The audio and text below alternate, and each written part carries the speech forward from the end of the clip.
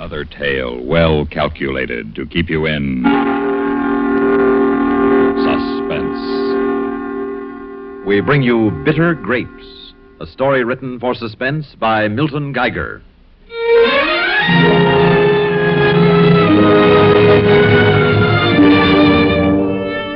It's a very big drugstore, and it has everything. I want it to be big, because I want to be small and unnoticed. I want to be invisible in my wretchedness. I want to crawl into silence and oblivion. I want to finish my last days in peace. Today, when I saw Dr. Quillen again, I was sure. I'm going to die. He tried to be casual, but I know. I took the prescription to the huge drugstore. Not that I wanted to live. I just wanted to live long enough to make sure that I had killed Warren.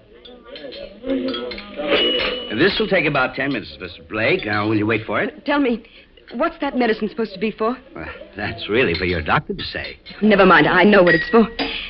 You used to have one of those little booths here where people could make records of their voice. Yeah, right behind the magazines, Mrs. Blake. Oh, yes. You drop a $50 in the slot and record a 3-minute message and drop the record in the locked box.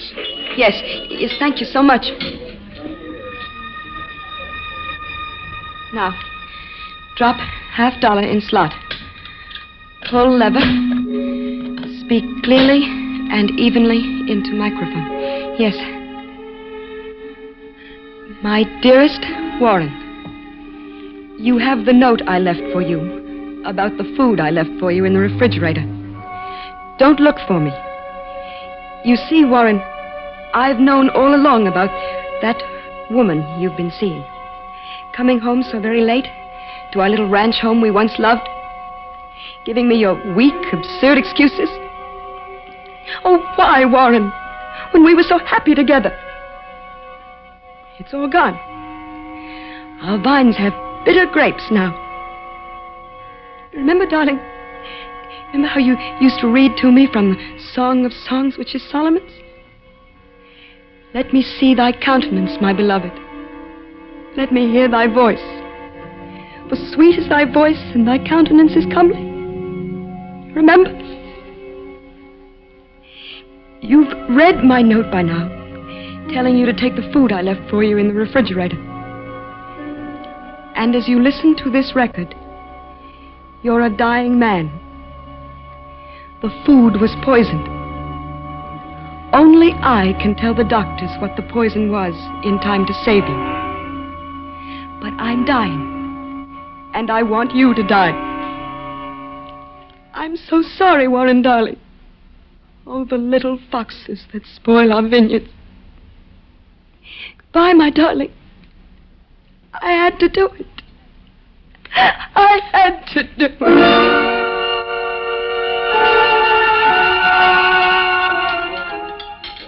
Here you are, Mrs. Blake. And notice the directions on the label carefully. 1 tablet morning and night for 30 days. Then 1 tablet only after breakfast. How much is that, please? That's $2.75 for 100 tablets. You can get the prescription refilled 5 times without another prescription from your doctor. 100 tablets? Yes, ma'am. Refilled 5 times? Mm-hmm. But that's all. That's almost a year's medication. But that's... Please, give me some change. I've got to use your telephone. Right away.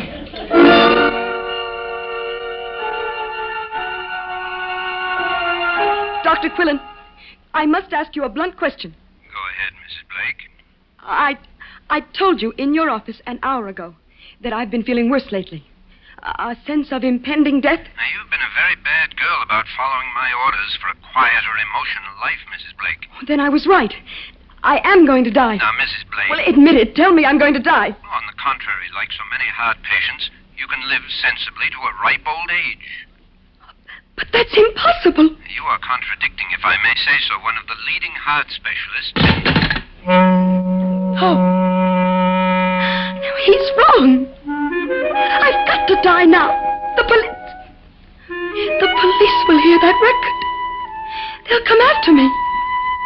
I've got to get the record back.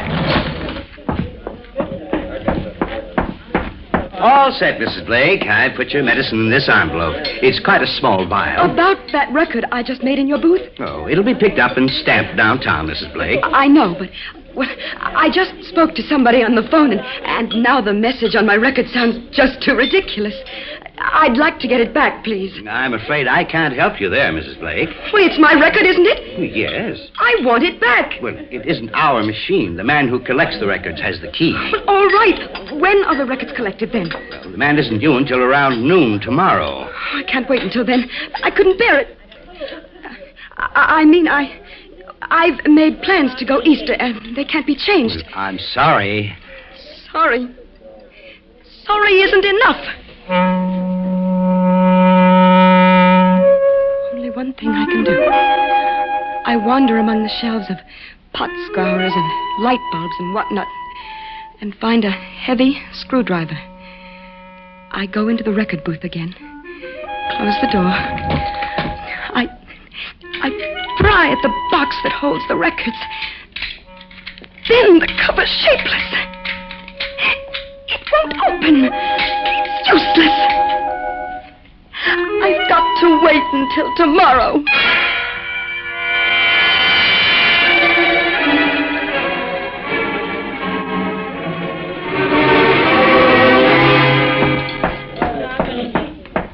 Oh, good morning, Mrs. Blake. I thought you'd be on your way east this morning. I had to cancel. So I thought I might as well come back and pick up that record. You said the serviceman will be here at noon? Oh, he's already been here. Been here? But you told me he wouldn't be here until noon. Well, I know, but somebody tried to jimmy the record box yesterday shortly after you left, and the man had to come out early this morning to fix it. Somebody jimmied... Oh, no. Are you all right, Mrs. Blake? Can I stop my record before they put it in the mail?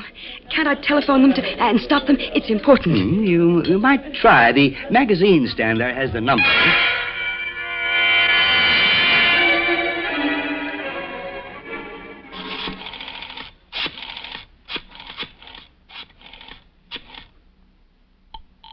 Hurry.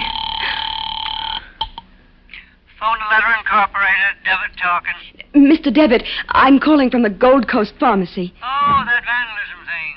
Well, my man took care of that this morning, didn't he? I'm a customer, Mr. Devitt. I made a record on your machine here yesterday, and I have to have it back. Well, I can't hold the whole shebang up just for you. Please, it's important. If you want your record, you'll have to get down here in half an hour. I'm taking a taxi right away.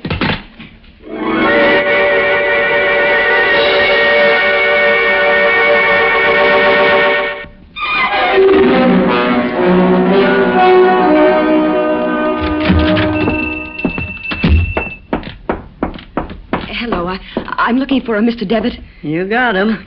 I phoned you an hour ago about my record. Yeah, the records are going out, lady. But I told you... I couldn't hold them any longer, lady. All right, now, where did you mail them? Not me. Leonard. Who is Leonard? Look, lady, now don't take it out on me. What happened to come into your head to put on a record? Where did Leonard mail the records? You got me. Well, don't you know?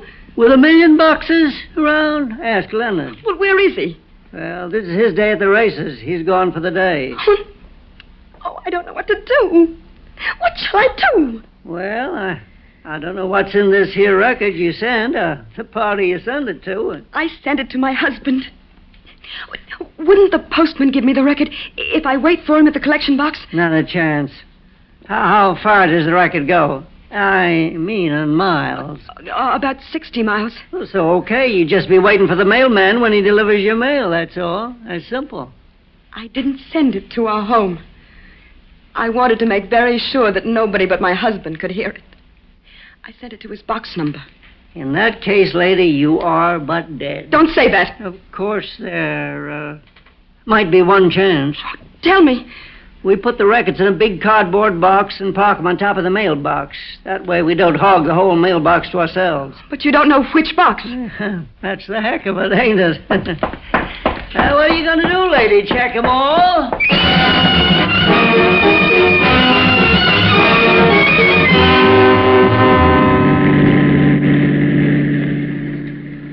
All right, driver. Now, try cruising up and down the north-south streets and slow down at the corners. Are you sure you know what you're doing, ma'am? The meter says $11.40, and we ain't 1 mile from where you started. Now, are you sure that... Wait, driver. I see it. Stop here. That'll be $11.40. Well, I'll pay you later. Wait for me, please. Oh, no. I'll hold the flag, but I got to get paid now for what you owe me. Oh, I can't find my money purse right now. I've got to get to that mailbox before that mail truck on the next corner gets to it. Absolutely not, ma'am. Now, I'm sorry. Please. I know I've got the money someplace. Here, take my wristwatch. Please, it'll be too late. No, lady, no. Driver, I promise you, I give you my word. Let me off here and drive around the block and pick me up again. We'll take it from there, please. All right. Once around the block and you'll be there? At the next mailbox, I promise. Okay, lady. Thank you. Thank you. I get to the box. The mail truck is inching toward me through traffic. Hurry. I riffle through the envelopes in the cardboard box on top of the mailbox. Blake, Warren Blake. Oh, where is it? Nobody even notices me. I'm just a secretary who's misaddressed an envelope and is casually recovering it. Casually. My heart is hammering. And then suddenly, Blake, Warren Blake, I have it. And I'm at the curb, and there comes my taxi around the corner for me. Taxi!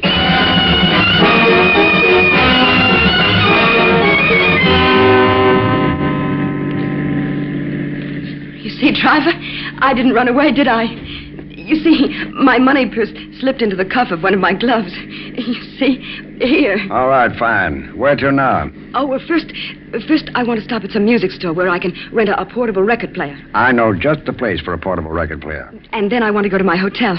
I want to listen to something. I've got to make sure.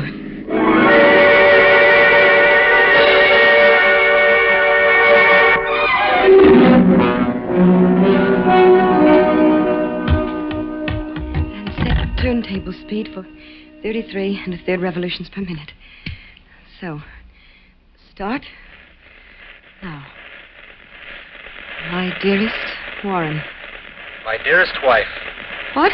I hope you're back home by now in our little old ranch house listening to this record of my voice. Warren, how? I don't know how to begin. Now, let's see. It's the wrong... Warren, how... Oh, I'll come right out with it, baby. I'm worried. Just when I ought to be happiest. You see, our money problems are all over suddenly. Well, those were the only problems we ever had together, weren't they? No, Warren, they weren't. But how... You see, I never wanted to tell you what I was up to. Being out late at night, coming home at all hours. Perfume clinging to your coat. But I had a secret, Lorna. Oh, yes. I couldn't talk to you about it, but I knew you trusted me and believed in me, so I just told you I was working late, period. So I poisoned you, period. I just avoided your questions as well as I could. That isn't until I could be sure. Sure of what? The other woman? Well, this morning I got home late. Out all night again, of course. Of course. Why, I found your note with your instructions about taking the food in the refrigerator. And? I warmed up the stuff and reduced it to nothing but bones and crumbs and a greasy spot on the plate. Thanks, honey. You deserved it. I am worried, though. I didn't like the tone of your letter. When you didn't show up, I decided to call Dr. Quillen in the city. He said you'd just been there. Yes, dear. He said you'd telephoned, too, with some ridiculous premonition that you were going to die. Oh, honey, that's silly, because now we're all set. You've got it made at last. Indeed. You know, my boss's daughter's married to that aircraft executive, don't you? Well, Barbara... Barbara? Well, that is Mrs. Aircraft Executive, but took a liking to my work. Asked me to take a crack at designing a house for her and Mr. Aircraft Executive. Is that all she took a liking to, Warren? Well, ma'am, she liked the plans so well she showed them to her husband. And he liked them so well, he's just commissioned me to design a new jet engine laboratory for the company. So that's where your wandering boy has been these long nights. Now it can be told. I've been working with Barbara Aircraft Executive so I'd get just what her husband likes in a home and a plant and hit the jackpot. Oh, Warren. Oh, I didn't want to raise your hopes until I was sure. I came home full of the big news. And then I found that note of yours and started to get real worried. Forgive me. I decided to drive into the city, and then I traced you to that big drugstore where you get your prescriptions filled. Forgive me. The druggist said you'd been there all right. And he said you'd use the record-making machine they've got there. So I thought it'd be a nice idea to use it myself. How am I coming over, honey? This is the Columbia Broadcasting System. Oh, darling. No fooling, though, Lorna. Are you okay? Oh, forgive me. I keep phoning you at the ranch, but no answer. I'll keep on trying to reach you, but I want to get this into the record. Have you got a pencil and paper handy? In my purse. Oh, wait. Yes. You ready? Ready, darling. Now take this down. Reading 2311. Got it? RE2311. Reading 2311. That's the telephone number of the hospital I'm going to be in town.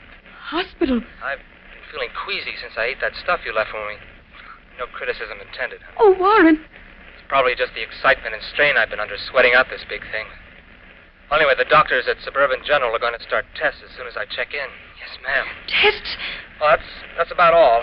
Tests will take too long. I don't have enough record left to say anything more than, I love you, darling. Oh, I love you. I love you. Oh, my dove, that art in the cleft of the rock, in the covert of the cliff. Let me see thy countenance. Let me hear thy voice. Remember? Oh, forgive me. Oh, there goes the red light. Time's up. Oh, no. I'll be seeing you, baby. Now remember the number. Reading 2311. I love you. Warren. Warren, you'll die. I didn't know. I didn't understand. I was ill and desperate, and I loved you so. Forgive me. I poisoned the food. Forgive me. The telephone. Save him. Tell his doctors what I gave him. Ready? Reading 2, 3... I can't. I can't. Get off the line. Will you please call Tom Albright to the telephone? Get off the line. This is an emergency. Who is this? Please. Is this the Excelsior Bowling Alley? No. No.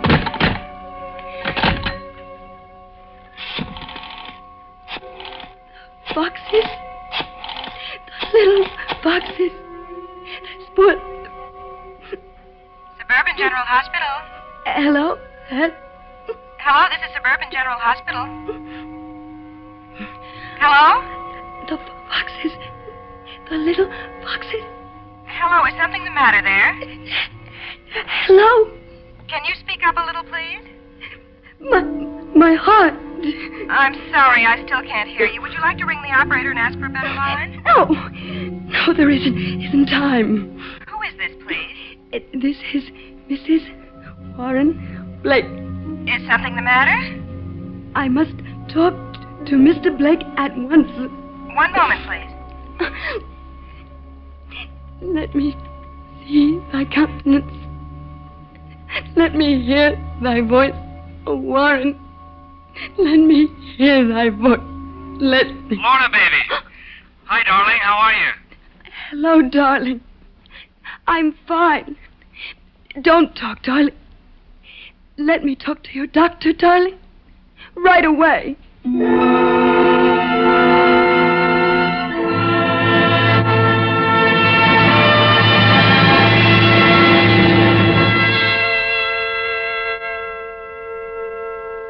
Suspense.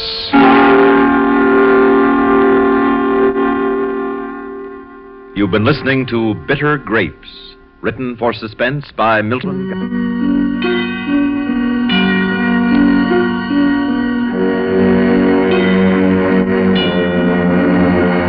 Heard in tonight's story were Rita Lloyd as Lorna and Phil Meader as Warren. Others in the cast included Arthur Cole, Edwin Wolfe, Terry Keane, John Seymour, and Edgar Staley.